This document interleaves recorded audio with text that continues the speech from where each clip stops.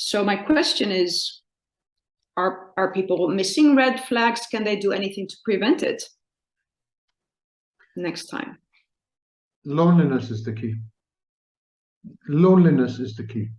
I think majority of abuse victims found themselves in abusive relationships because they implicitly, unconsciously, if you wish, thought that anything is better than being lonely. In other words, they ignored red flags and red warnings. They compromised. They lowered their standards or eliminated their standards. They ignored incidents of abuse early on.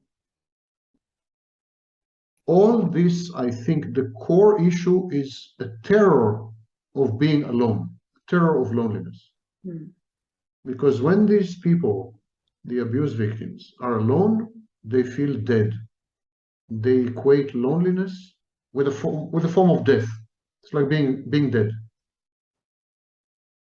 Terror of loneliness is a very bad advisor. And I know that there are many therapies for abuse victims. You know, this and that, and how to reframe, and how to understand your contribution, and how to avoid, how to behave in abusive relationship, and how to leave abusive relationship. And it's all very fine and needed, definitely. But I think we need prophylactics. We need to prevent abuse, or we need to prevent abusive relationships. And the only way to do this is to teach people to be perfectly okay with being alone. About 40% of the adult population nowadays is alone for life. 31% are lifelong singles, and another 7%, more or less, exit relationships and become lifelong singles. About 38% of adult population. It's a gigantic number. More and more people will tell you that it's impossible to find intimate partners. As the more dating apps we have, the less proper dating we have. It's a disaster zone. Finding a partner today is a disaster zone. For a variety of reasons, which I will not go into. We are, as a society, we're denying this problem. And instead of saying, listen, this is the situation, half the population is going to be alone for life. Now let's teach people loneliness skills. Let's teach people how to cope with being alone, how to be happy alone, how to engage themselves, how to entertain themselves, how to find meaning in life being alone, to find meaning outside relationships, how not to rely on other people for regulation, how not to rely on other people for sustenance and support, how to accept that the modern way of life is atomized, lonely, and that's it. End of story. Perhaps this is a very interesting perspective, because there's so much emphasis on relationships and dating apps, and this is very new. I've never heard this perspective, that this is reality, and we are basically denying such a big aspect of it. We are denying many things. For example, take climate change. We're denying climate change. We're saying, we're not denying climate change. We're saying there is a problem with climate change, but we can prevent it. We can reduce emissions, and by reducing emissions, we will prevent the catastrophe. It's too late. We cannot prevent the catastrophe. Why not accept it? Why not prepare for the inevitable? So we are doing this in all major crises. We pretend that we still have the power, we still have the control, we can still reverse, we can still cure, we can still heal, we can still, we can still fix climate change. We cannot fix climate change. It's out of control. We need to prepare for the inevitable apocalypse. It's the same with relationships, intimate relationships.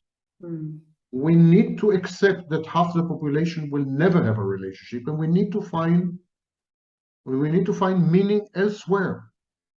In social activism, in learning, in traveling, in I don't know what. I don't know in what, but we need to provide alternatives. Mm-hmm. Today, we are broadcasting that if you don't have sex, something is wrong with you. If you don't have a relationship, you're defective, you're deformed, you're dysfunctional. That's wrong messaging. Mm-hmm. That's wrong messaging.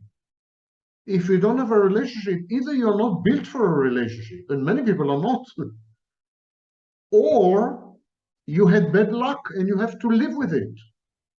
And you have to survive somehow, and you have to function, and you have to love yourself, despite the bad luck. Bad luck is not your fault. You have to accept that the world is not just, you know. But the terror of loneliness propagated by the mass media, by show business, by Hollywood, and so on, the terror of loneliness pushes people to make very, very bad decisions in mate selection, and then even worse decisions within relationships. I can imagine that these people who are so afraid of loneliness, of not ending up alone, not being in a relationship, they would prefer everything to that. Yes.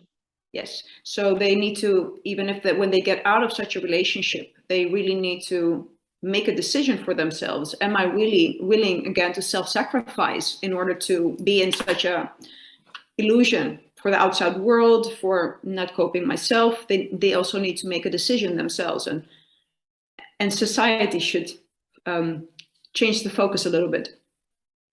Yes, and you see that there is the rate of recidivism is very high. People who have been in one abusive relationship are likely to be in many abusive relationships. They go from one abusive relationship to another. Mm. By the way, the same goes for romantic cheating, for cheating. People who cheat once are 3 times more likely to cheat again. We create habits and neural pathways. We habituate. So if your comfort zone is abuse, you're likely to seek abusers. The minute you enter an abusive relationship, you begin to lie to yourself. You begin to deceive yourself. You begin to somehow accommodate yourself to the abuse. You normalize the abuse. You legitimize the abuse. And then all future abuse by future abusers would look normal and legitimate. Especially if that's what you've witnessed as a child. But